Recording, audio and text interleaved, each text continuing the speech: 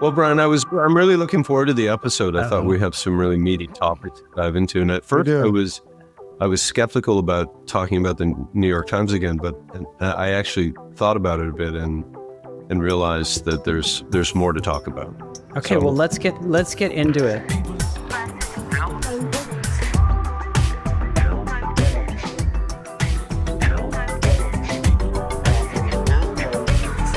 Let's get into People vs. Algorithms, show about media, technology, culture. Troy Young joining us back from his Riyadh. Was it a Riyadh you were at in Morocco? Riyadh Comedy Festival. The problem that we had actually is the exit was not particularly good because we got violently ill coming out of Morocco. Oh, really? My wife more than I did. Yeah, she got a bad kind of stomach thing. Do go into detail for sure. Yeah. Well, that's unfortunate, but I'm glad that you were able to make it back safe and sound. And Alex Schleifer joining us from his compound. Thank you. I'm here. All right. So I want to talk about let's talk about a bunch of things. I want to talk about, the New York Times as the exception to the rule in the media business. Ad agencies test the cockroach theory. I'll get into that. The rise of Mamdani and Fuentes. I'm going to try to make a connection between the two. I know. Yeah, interesting how you setting that one up. Yeah, trigger a lot of people. I think everyone will be triggered. Yes, that's the ideal in the information space. And also a little AI bubble check before we get into Banker Corner with AB. Does that sound good? Mm-hmm. So let's start with, there was a big mayoral election that I think the eyes of the nation, if not the world, were on. And the result was not completely surprising. Stephen Minor won as the Miami Beach mayor. He defeated Deborah Rosen Gonzalez. But no, I'm talking about Zohran Mamdani, who defeated Andrew Cuomo, and a great cameo, honestly, by Curtis Sliwa, a terrific 1980s character who had an unlikely sort of comeback, and hopefully he'll get a podcast out of this. But good job, Curtis. They had the line of the campaign against Andrew Cuomo. Which was? He said that Cuomo was done and that he was slapping fannies and killing grannies. Oh, man. I told you, it's a good line. This is what you got to do to be memorable. This guy needs... Yeah. He needs a podcast. He needs a podcast. Look, keep your head on a swivel, Hassan Piker, or whoever that guy is. I don't really know his work. You know him better than I do, Alex. Let's talk about Mamdani. And I just want to talk. This is not a politics podcast, but I do think that it is, something that is noteworthy in the culture, really. Mamdani, clearly, he's a generational communicator, and his message absolutely resonated. And to me, what we're seeing in both of these political parties is this is the inevitable march to the populist fringes. Now, I've been very clear on this. When you open the populism tinderbox, it's going to explode on you. And you're seeing that on the right, where there is a ongoing civil war that's happening over the position of Nick Fuentes, who we've talked about on this podcast because he is also a really good communicator. Many of the points that he's communicating are a little vile in my view, but I think that's why they're trying to put him back in a box. And the problem is once you open the aperture to these kind of just asking questions, you're going to get, particularly in this media environment, it rewards people who go to the extremes and who are really good at it. And he is one of them.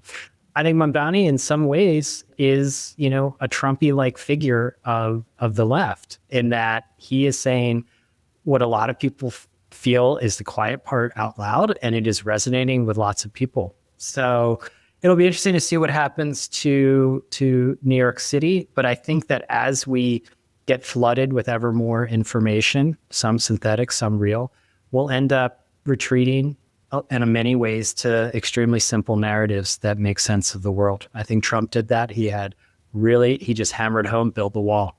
He hammered home, make America great again. And Mamdani just kept going after the affordability issue, and it resonated. Troy, are you preparing for the means of production to be seized in Brooklyn? How are the tax increases going to manifest? Are those only going to hit like the billionaire class, or where's that going to hit? Well, you want to know because you're leaving the city, right? Yeah, I like that the billionaires all then lined up to be like, how can I help? They just went right into how can I help? It's like, we're leaving. It's like, okay, I'm not leaving. I mean, in some ways, Mamdani did a great job, but he had it easy, don't you think? I mean, Cuomo's a schmuck. Okay, but that is a political dynasty that he ended. That ended. Yeah. Also, night. I mean, I think if you look at him on paper, like, he's new. He's all fresh. He's young. He's an immigrant. He's a Muslim. Like, on paper, these are not things that, direct you towards a win immediately. He's very charismatic and a great communicator. And I think, honestly, like, people are hearing the message. His is the new church. And I agree with you, Byron, that there is a connection between Zohran and Nick in that they're really good populist communicators, and they're both fluent in, the grammar of modern communication platforms. And I think they both succeed, just like Trump succeeds when you bring kind of moral clarity to that complexity. And it was, the most interesting part was the sort of connection between like social and political movements. This was, Mamdani's campaign was a party. The New York Times had a great, what they call a conceptual scoop lined up for this, which tried to connect the rise of Mamdani to an antidote to Gen Z loneliness. And that, like, he had a very analog style campaign and getting people out and sort of, it's one of those things where I can imagine the pitch, like as an editor, I'd be like, oh my God, this is amazing. This will do great. The branding was really, I mean, I think people are going to try to analyze it's the graphic design that the graphic design was really good. But I mean, obviously the guy has taste, right? The guy is smart. The guy is charismatic. He can dance too, Alex. Exactly. You want him at a party. And I think that the aesthetics of who we look at in a leader have changed. The narrative around people are struggling, even though we're seeing all this wealth around us. Meanwhile, there's like people, sending their girlfriends into space or renting out Venice. Of course, that populist message is going to work.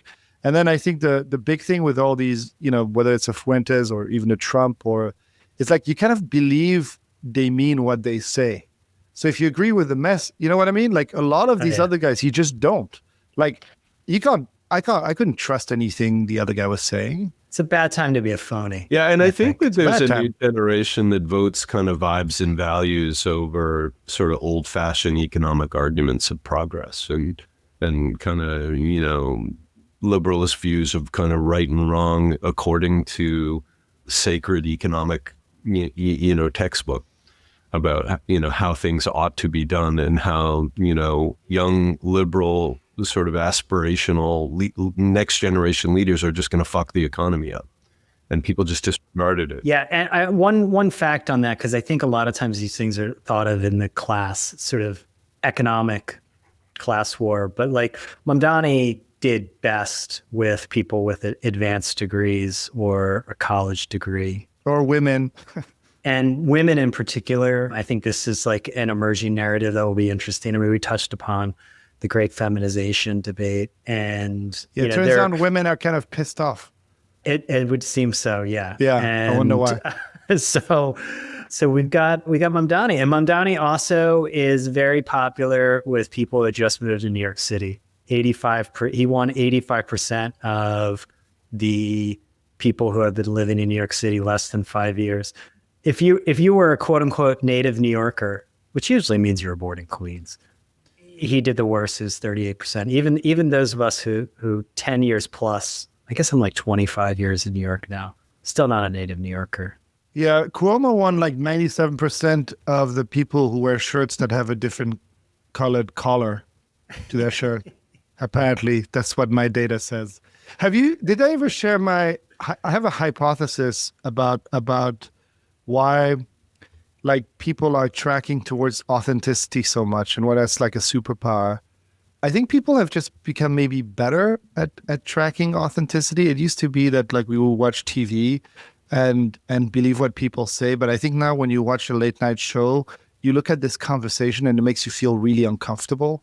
And I think that it's because people are just so exposed to so many more videos of people behaving in so many ways that they're training some sort of radar.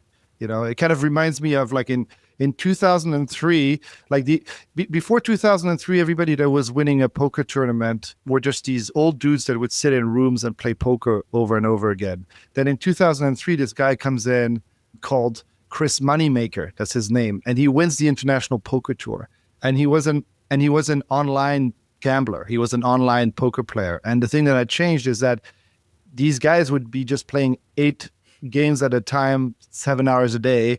And so by the time they got to the poker tour, they had played 1 million hands. And I think people are experiencing so much content from so many people on TikTok, like they're analyzing faces and stuff like that. They've become like very attuned to like at least vibes of people. And I think the kind of artifice of like celebrity or politician has completely broken apart in this world. The same way that it did when all of a sudden, you know, it went from being from radio to TV and Nixon looked like people like started noticing tics about Nixon. I think now we're just like, we're seeing hundreds of faces a day reacting to all sorts of different things, not acting, you know? I think that's actually why, that's a great point. And I think that's actually why I don't know if Gavin Newsom is the answer. Just because he's too good at the old game. He's trying to adapt his game, but like he's too much out of central casting for a politician. You kind of try to think like, is he like this at home? And you think he's not like this at home. He can't be, right? Yeah. He can't be. All right, let's move on to the AI bubble check.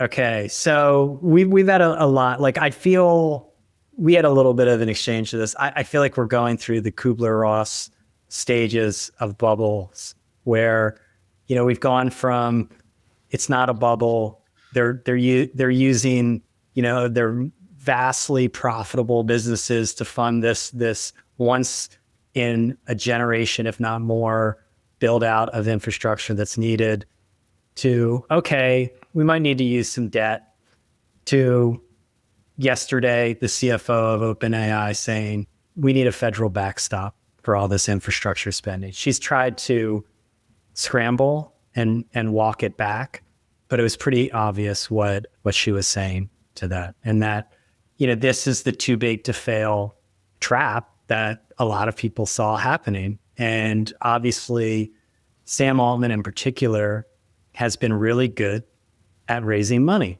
I don't know exactly what the skill set is that is necessary to part investors from many billions of dollars, but he clearly has it.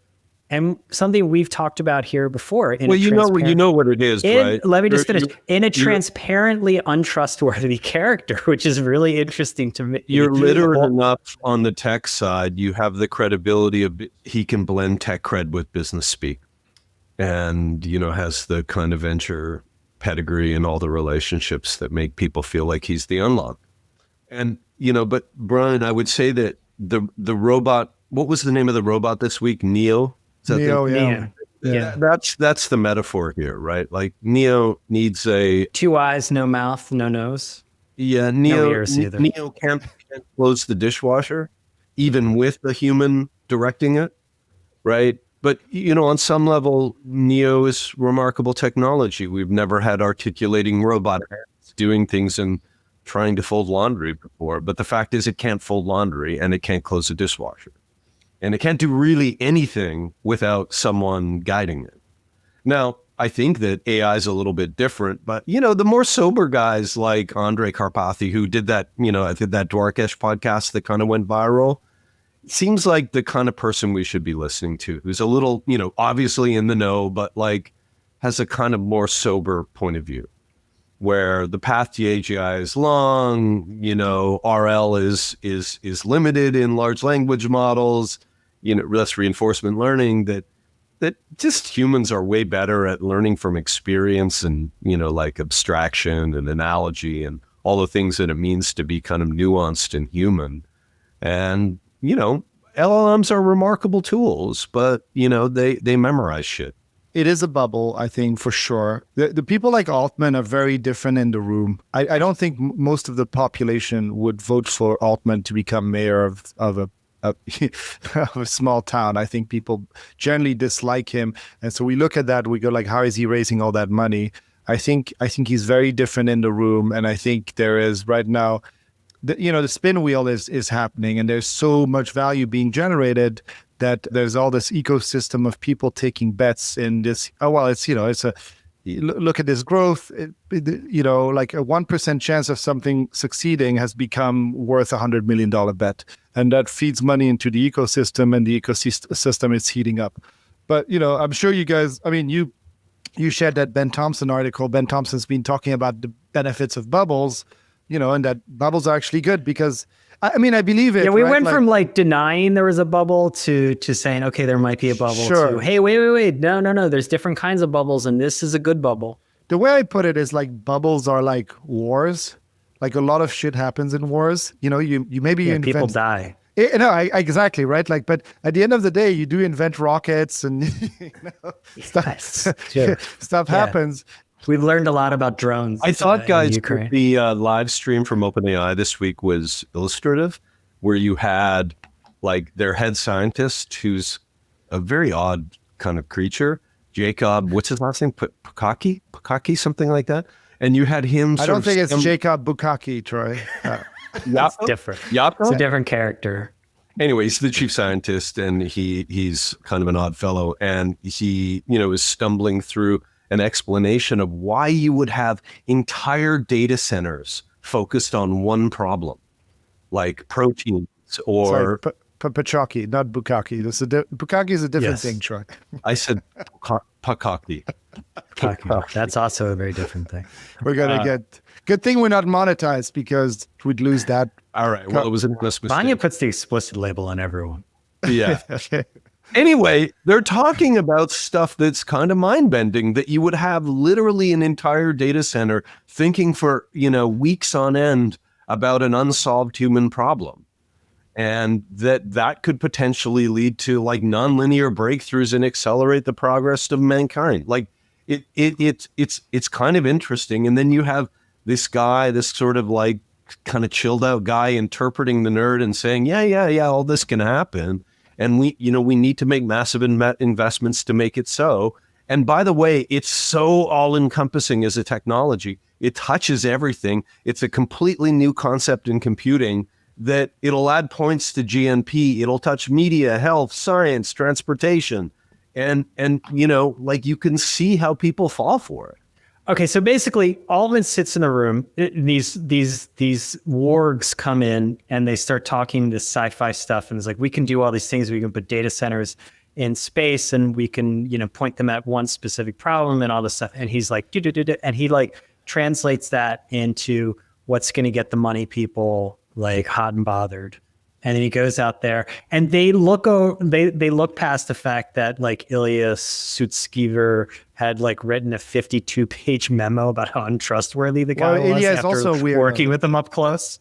Ilya is also a weirdo. So it's like you pick your side. Like I think what happens is like you can weave a story that is just believable enough, that is talking about hundreds of trillions of dollars of value, and yes, you're going to make $100 billion bet to be part of that. Like I think it's it's not very sophisticated sometimes, right?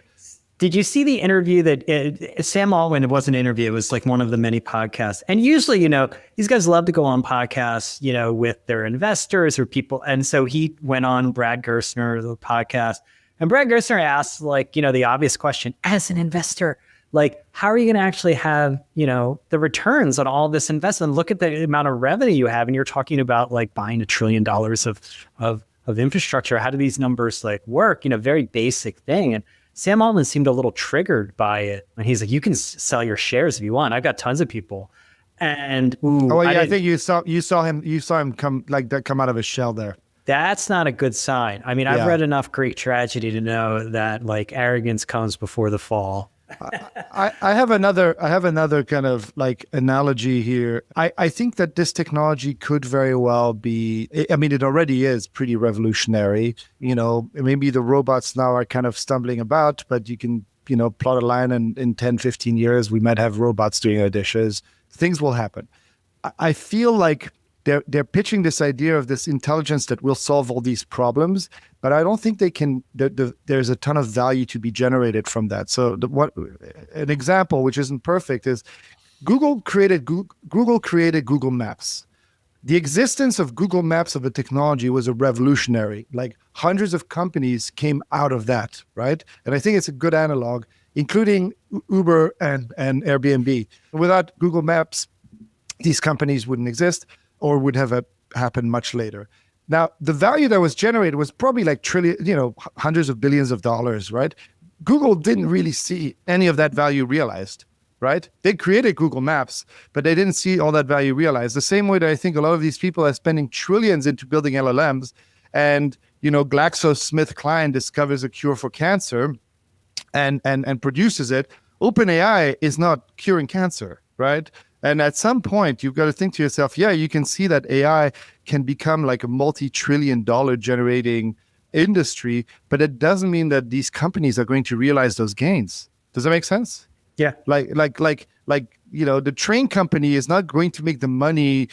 It's not going to own the gold that's carried on the train, and so it doesn't seem right. And that seems like kind of like a thing I have trouble wrestling with, and which is why I chose not to invest in a lot of AI stuff, because it's definitely a bubble. I think that's kind of partially right, Alex. Whoa, that's a W for you. Yeah, there's a W there. Beats being naive. You even had Sam there's a Altman spectrum going on the live stream talking about what is the definition of a platform, and it's when the ecosystem's value exceeds the value of the platform owner. So, I mean, that is by definition the idea of a platform.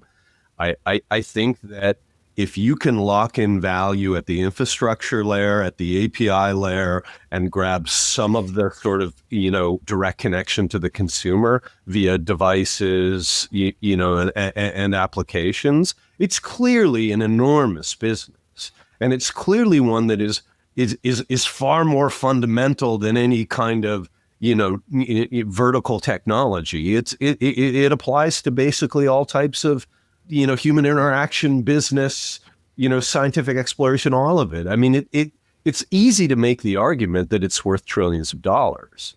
But you need to be a monopoly. You need to control the means of distribution. You need to.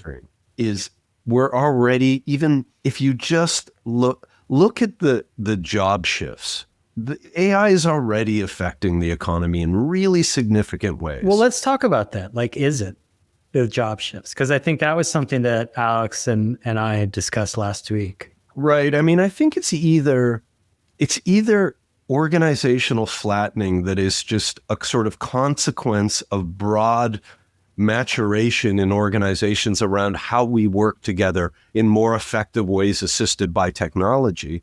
Meaning, and we'll get into this with the ad agency thing, because there was a huge amount of wasted human labor in moving things of no value between an ad agency and a client, right? That used to be monetized in all kinds of ways. I mean, we can get into that. But now, let's get into it. Well, in companies today, it feels like it's just, there is an imperative to just be kind of more direct, more efficient, use technology in more ways.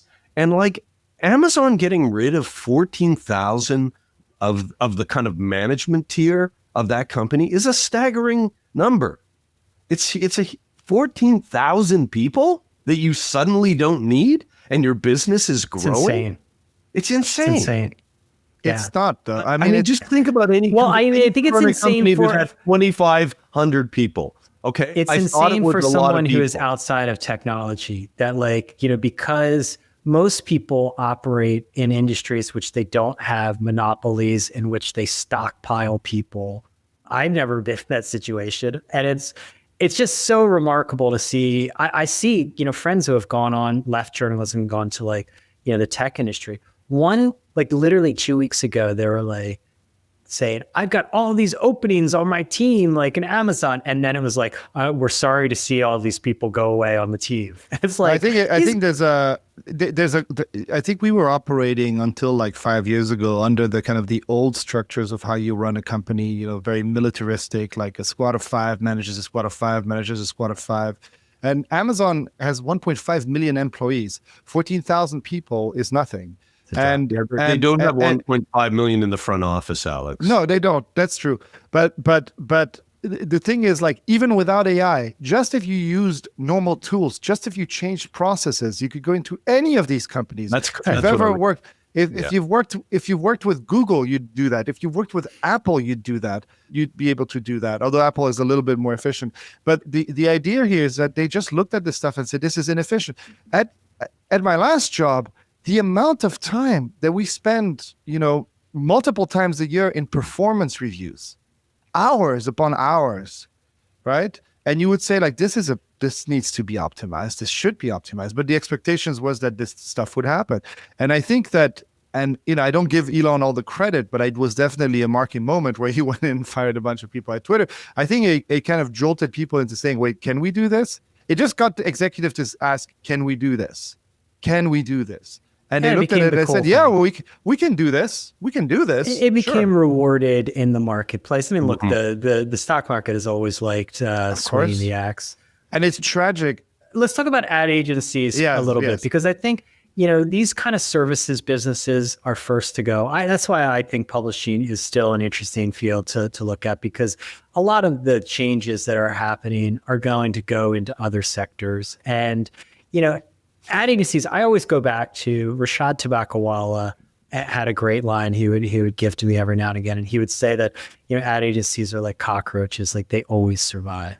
They will always find a way. And that's always been true. But the compression happening right now to this industry is, I think, extreme. I mean, you look at the stock prices of the publicly traded ad holding companies.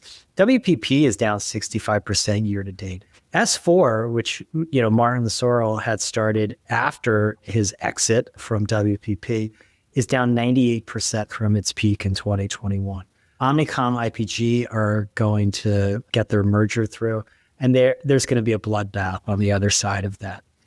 Troy, you're an ad agency seasoned veteran. You're a survivor. You got out at the right time. What is going on here? Early in my career, I spent a handful of years inside of agency holding companies and inside of agencies. And I remember the first time I stepped into one in Toronto, a company called Vickers and Benson, which is an agency. And I thought it was the most remarkable place that you could find kind of a job that bridged business and creative and like kind of work in a creative space that allowed you just tremendous kind of intellectual and freedom of time to do things, to make things. And I remember why there was all this legion of account people that managed the creatives, because you would take a print ad concept and you would do 32 of them and put rice paper over the front of them. And you would march into the office of the marketing department at the bank, and you would, meticulously sit in a boardroom with the CMO and go over each concept one at a time. And the senior account person would be making sure that everything was clear and there was no misunderstanding. And the junior one would be, taking notes and getting coffee. And then you would go back in this kind of arbitrary and really stupid back and forth process to refine the wording of the headline and maybe the image of the ad, and spend hours and hours and hours doing a single piece of print creative. Now, all of that is obviously gone. Those were the good days in advertising, but I think what I would lament here is it was a time when advertising was like a reliable path for graduates that didn't want to or didn't have the juice to pursue a career. Yeah, to work too hard.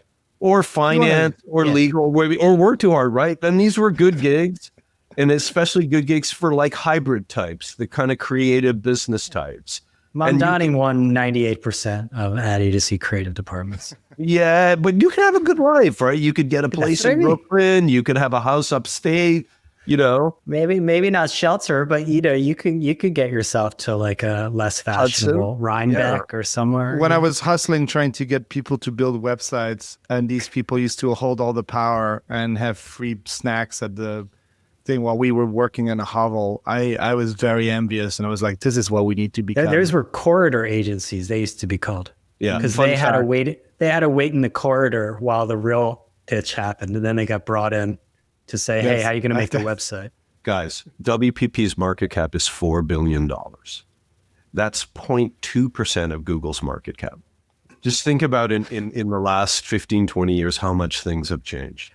And it's crazy because Martin Searle literally used to stand up on stage and be like, we're Google's biggest customer. We're equals. We're like, and all this. And it's like, I don't think so. Not really. Yeah. Google doesn't care about you. Google doesn't care about websites. Like every time you're a middleman to Google, you know your days are numbered. So each of the big three holding companies, guys, IPG, Omnicom, Publicis, and WPP have more than 100,000 people. So wait, what is that? What is that in 3 years, Troy? I mean, it's 30,000 each, max. And the interesting thing about it is to think about where all these people go, right? And, I mean, it's going to look like carnage larger than the scale of Amazon's front office rationalization.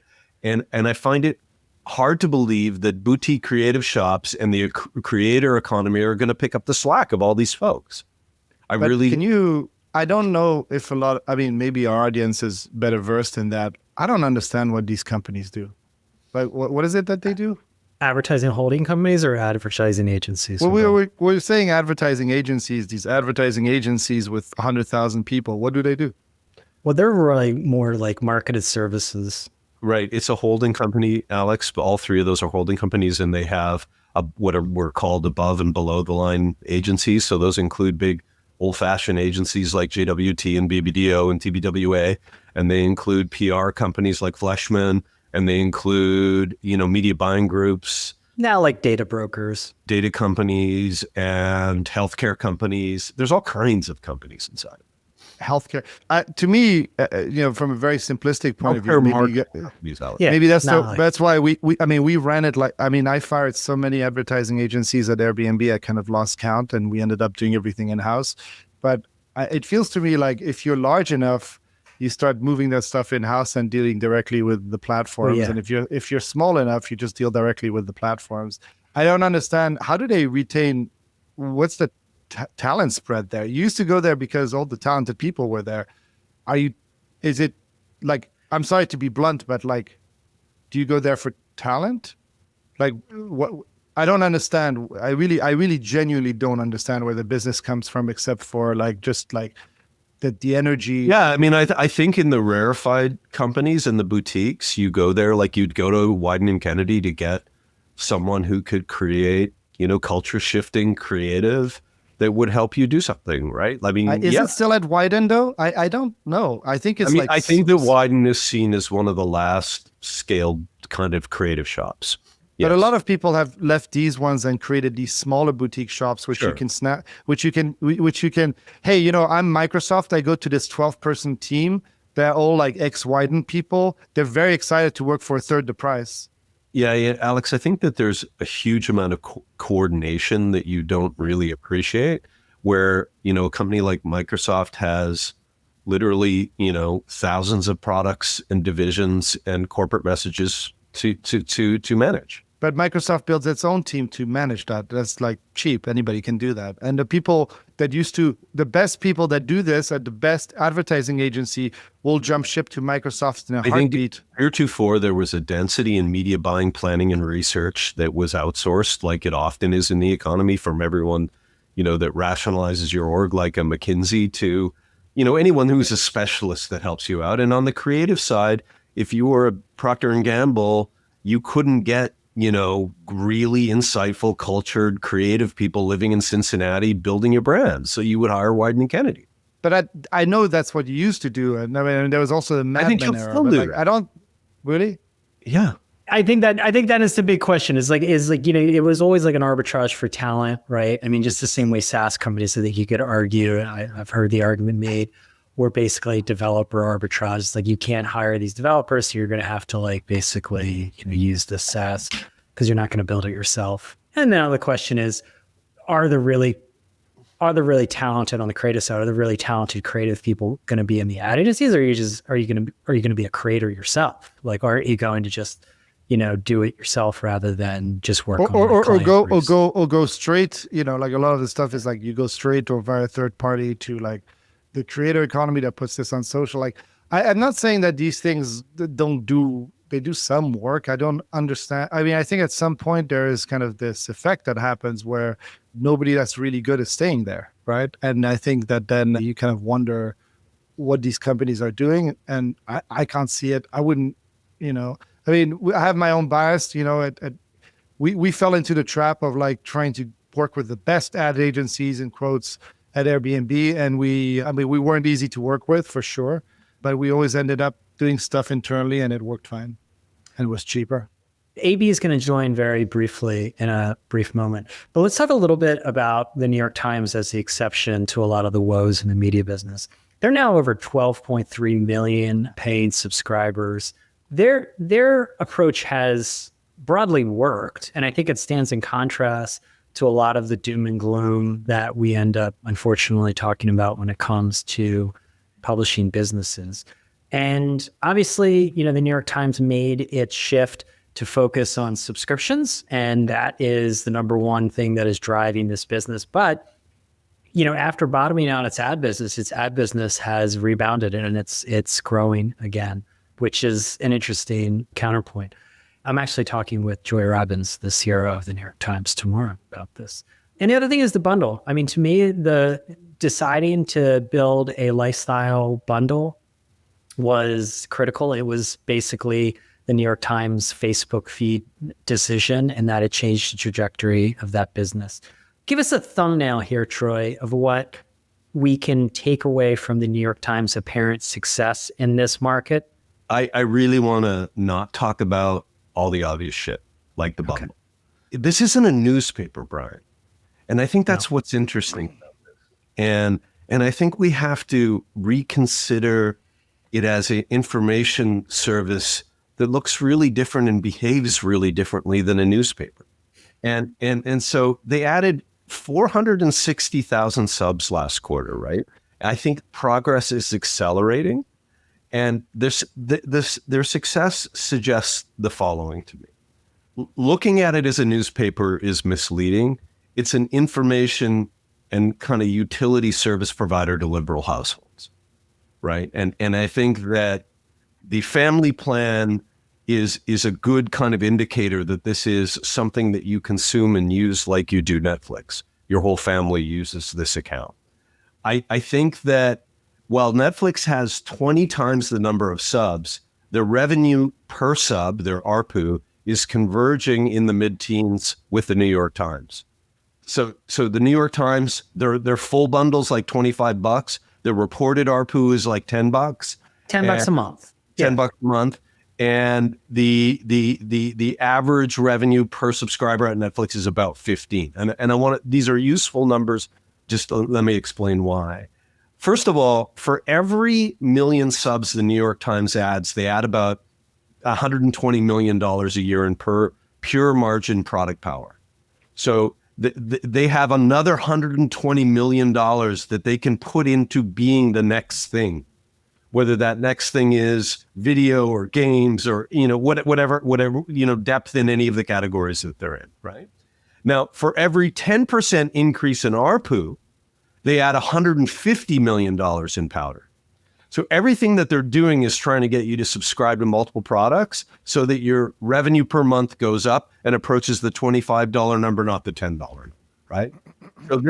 So what's happening is growth in ARPU and growth in subscribers, all high margin revenue, is accelerating their progress to be the next thing. Now, it's interesting to compare it with CNN, both on a product level and on an economic level. So CNN is the sort of closest comparable, I would say, in news, maybe at a global scale. And CNN's ARPUs from legacy cable and their like haphazard digital bundle are tiny, less than $2, right? Because they're in like 50, 60, 70 million households. And they're getting a tiny bit of money from all of those that adds up to like around $1.1 billion in kind of affiliate or subscription fees, right? And so it's interesting. The new CNN bundle is $6.99 a month, And I encourage you to try it because you'll never use it. You'll never use it. And the other thing they're doing in building this alternative online service is trying to encourage people like me that have a cable subscription to CNN via YouTube TV to start moving over and authenticating on CNN directly. If you tried that, Alex, you would kill yourself. It's not a good product. It is not an interest. These have never been good products. It's the whole authentication space never been a good product. And cable people are not known for their usability, I don't think. Right. This integration of video and text and lifestyle and news and kind of app-driven utility is just like, they're so far from it at CNN, it's not even funny. The most important move that you're seeing is the creation of the video. They are going to become cable news faster than cable news can become them. 100%. But Troy, I mean, you remember this maybe. It is just a better product. I mean, just open the CNN website, open a CNN article, and open a New York Times, just a website, right? And to me, all this stuff, I've been thinking about it since we had our conversation last week, Brian, but I think it started a long time ago. In 2006, they hired, he was kind of design famous. It was a gentleman called Khoi Vin, who was doing a lot of design blogging and then talking a lot about editorial design on the web, which was, nobody else was talking about it. And New York Times hired him as a design director, and nobody else was doing that, right? The rest of the media industry, especially the old print industry, was not looking at digital design in any meaningful way. But they've been investing in this stuff at building a better product for 2 decades. Yeah. Right. And it's paying off. Well, and I think it's important to note that in disrupted businesses, some are better suited to manage the transition than others. And I think in many ways, the New York Times was very well suited to the disruption that the internet brought on, even though we didn't consider that at the beginning, because they could expand their core news offering by geo. Geo became irrelevant. And they could move into new content categories without any constraints. And importantly, against cable, they could be relevant in the moment. They could be the place you turn to for breaking news. And I think that's what's going to happen. I think what you're going to see is they expect to be 15 million subscribers by 27. I think they're going to be bigger than that. I think that they are going, I think you're going to see them move into a kind of $20 ARPU over time. And I think that they are going to be a very, very important source, not just of core reporting and lifestyle and all the stuff we talk about, but video and audio. They're going to be a huge company. Yeah. I will just say this, then we got to move on. I'm going to bring in AB. They succeeded at the scale game. This is a scale model. They're not because I think one of the lessons for publishers is most people are not going to be able to pull this off, and that they are the exception to the rule. And most, I was talking with The Economist yesterday, the president of The Economist, and he was like, this is not our game at all. He goes, because, they were getting people in at a lower price point. We have to position ourselves at the top end of the market. We can't be $10 ARPU per month. We want to be $20 to $25 ARPU per month. And, a lot of people, it was going to be difficult to pull off that model because it is, as much as we like to say scale is over, it was a scale model. New York Times reached Death Star status. There's going to be a lot of sort of creators hovering around trying to pick you off for $10 a month. And then there are going to be economists like, constellations or what do you call that in Star Wars mythology, Alex? I don't know. Something that sits between the Death Star and the little TIE fighters, or something bigger than that. Yeah, but yeah. But they made it across. They're going to be big. AB, are you there? Hey, I'm here. Yeah, what's up? Not much. Your hair is evolving, by the way. I know. It looks great. Troy was using a lot of numbers. I thought he was taking my spot. Well, I don't even know where any of those numbers came from. Well, you're becoming Steve Bannon, and yeah, I know. It's got Bannon. I do have the Steve Bannon bullshit jacket too. I'll take that off. the double collar look. Yeah, I love that. It's like drapery. It's like drapery for a stomach. Let's talk about what's going on in the market. I was really taken as the counterpoint to this New York Times post that, and I believe I mentioned it on this podcast. I don't remember. I blabber a lot these days, but I think I mentioned that I thought Vox should just split off their legacy website business, because like the website, putting ads programmatically on web pages is a legacy business. It's like a bad bank. You split off the toxic assets and then your growth business. Vox has a really interesting story to tell with how it's adapted to being basically a talent manager. We've talked about this. And then Axios came out this week where they're floating the idea of doing exactly that, is splitting off the publishing assets from its podcasting assets. Is this a good idea? And what does it say about the relative value of putting ads programmatically on web pages? I think it probably speaks more to the future value of podcasts, right? So Kara and what's the guy's name? Scott Galloway. Forgettable. Swisher. Yeah, no, but them sticking around, like there's like a couple of competitors in this space that have taken most of the market share from a perspective of audio sales. And so I think from their perspective, and I don't know any specific details, but it's like we can separate it. They can probably invest more behind the podcast. There's probably an event component. It's a completely different business, and there's a lot of growth there. And I think on the website and the brand side of the media brands that they own is like, to your point, there's a lot of headwinds in organic traffic and selling these programmatic ads and even direct ads on websites and in physical and things like that is not that great. And so it's just probably a way to say, if we decouple these, we can invest behind the business that's growing and sort of reformat that team, and then just let the other thing sort of, it's not going to run off, because I think there's still a lot of value there, but they're just different businesses. Yeah. Maybe this might be the way that Jim gets out of this alive. Like, they have a $1 billion capital stack sitting in front of them. You know, they had to take the down round when they took that 20% equity stake from Penske over at Vox. And then Jay drives this tough deal. That was not a Vox deal. And then you look over at like the valuations of these kind of emergent podcast networks, like this week, however much bullshit was in it, the Diary of the CEO one led by Slow Ventures, and that other firm, $400 million.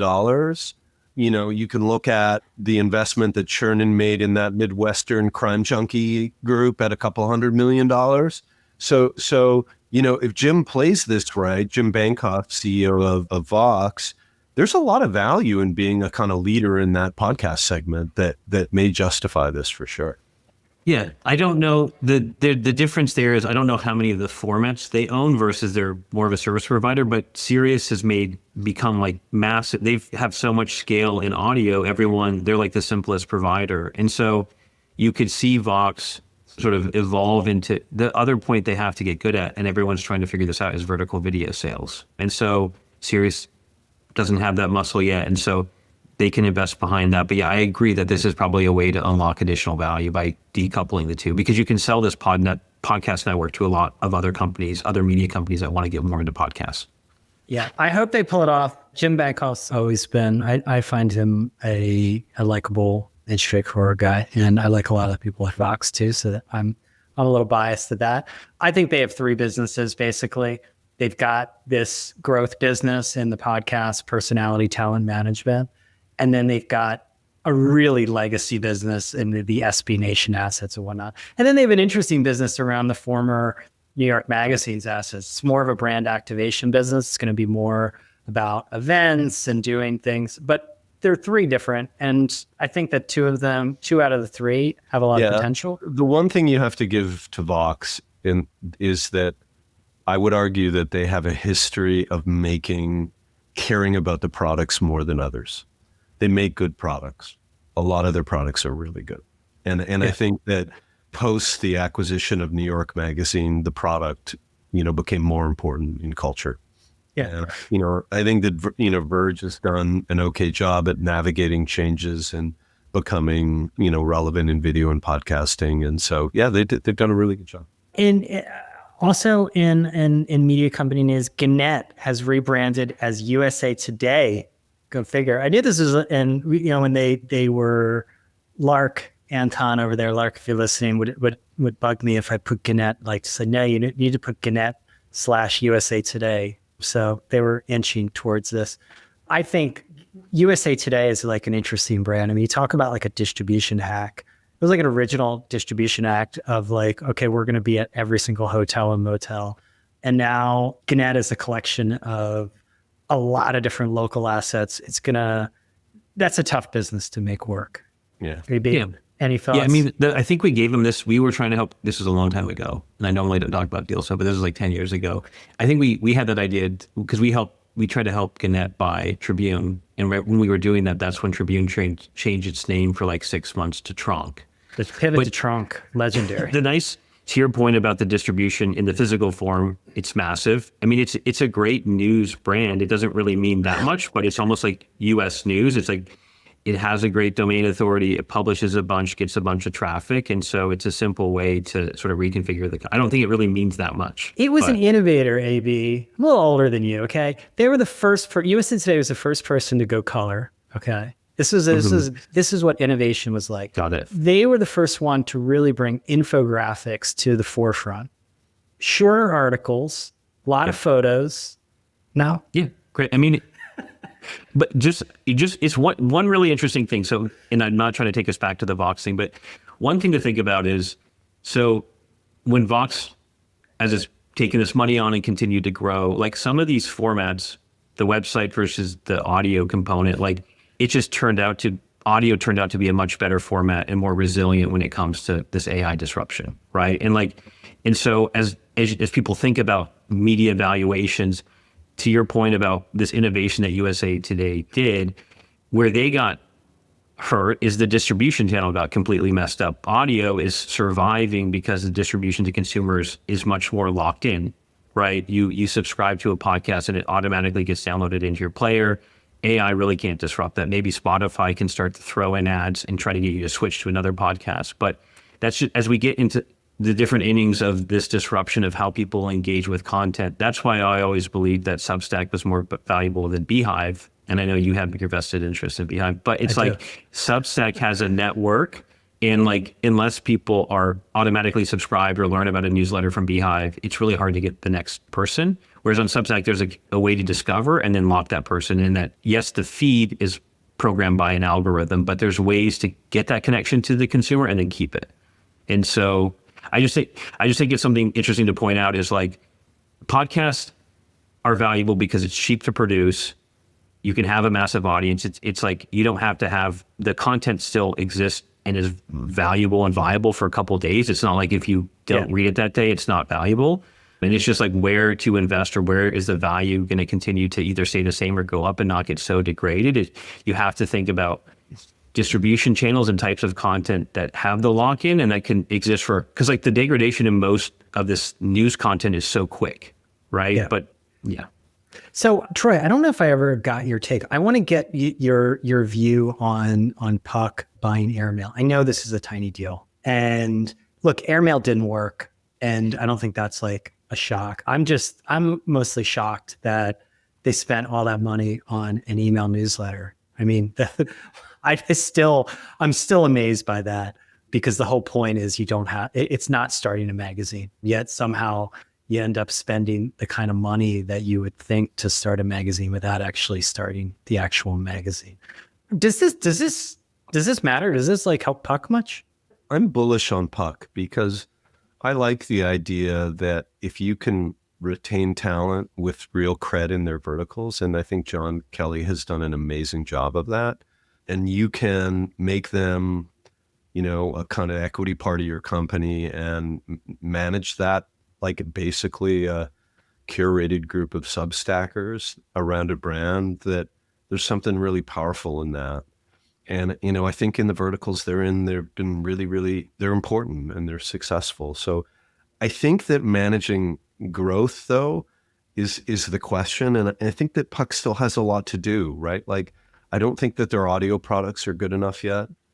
And I think that their activation, this side of the business, is sort of lagging, certainly aspirationally, and lagging in some ways semaphore. I think there's much more that they could do. They just did a kind of business of sports thing that had, a really impressive lineup.